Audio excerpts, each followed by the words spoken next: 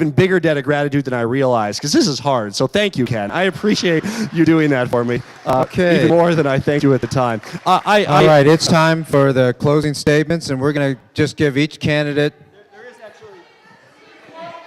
There is actually an answer to this question, and it's Tuesday night, thanks to the Young Democrats. And I think, at last count, at least, we can check the schedule here, that my actual opponent is scheduled to appear on Tuesday night at St. Cajetan's. Tickets are limited, and you could go to the Young Dems website to find out if there are any left. Outstanding.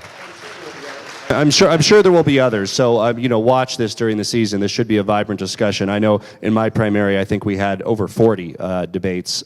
So I don't know if they'll have that number, but they'll have a lot of them. Okay, gentlemen, 2 minutes to close, and I think Andrew will start.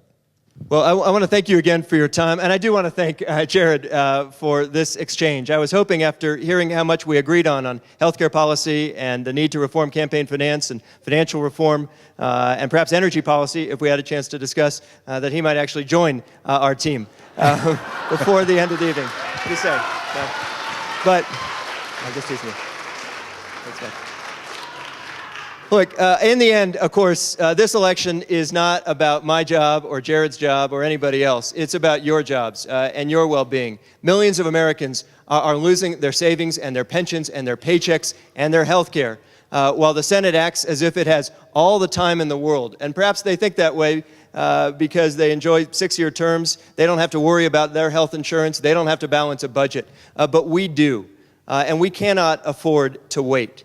Somebody once said, if you start looking past the next election, you may not make it past the next election. I'd argue you don't deserve to.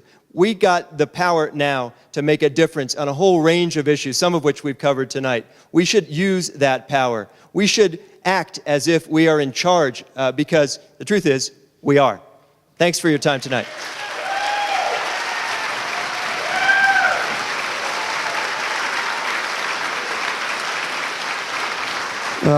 We have two great candidates running for Senate.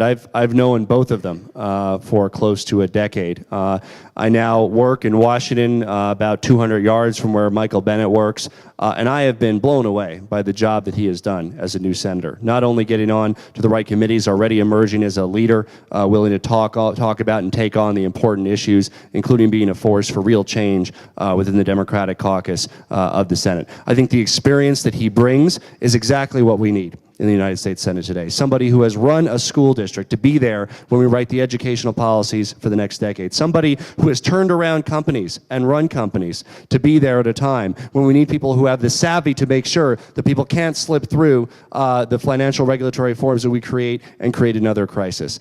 Michael Bennet is a man of principle, a man of great experience, a man of great wisdom, a man who I think we in Colorado should be proud to be able to continue to call our United States Senator if we elect him this November. Thank you. Ladies and gentlemen, if you'll just hold on 1 minute and I'll close. But let's give a last round of applause to Congressman Jared Polis and Speaker Andrew Omanoff.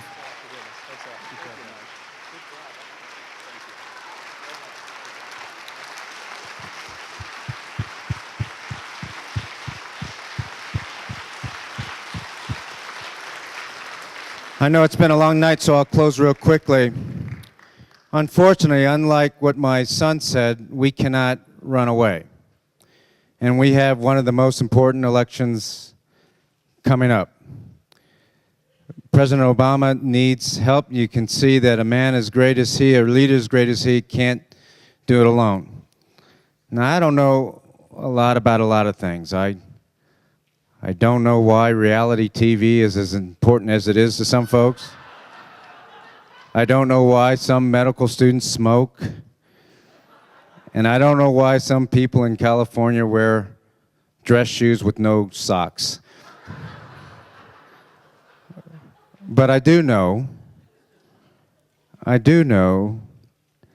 that Congress is in trouble.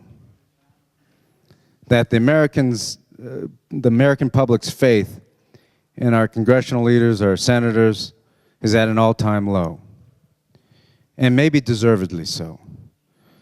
And we have an opportunity right now to elect a senator worthy of the state, worthy of you, to go to Washington and help lead this country in the right direction with President Obama.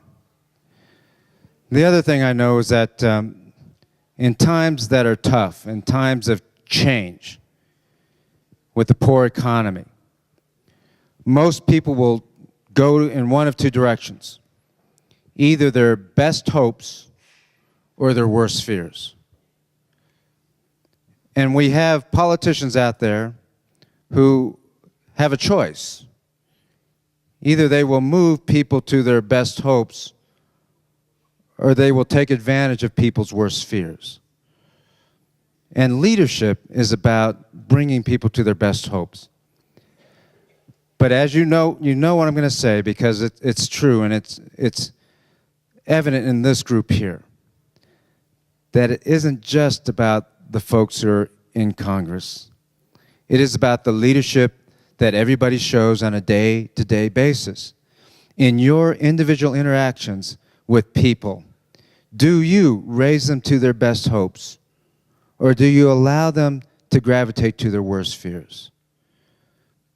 And in these times, I would ask that be the change, and everybody else in the auditorium, as you think about the difficulties that our politicians are having, that you also spend a little bit of time thinking about how you can take any interaction with somebody and bring that person to their best hopes.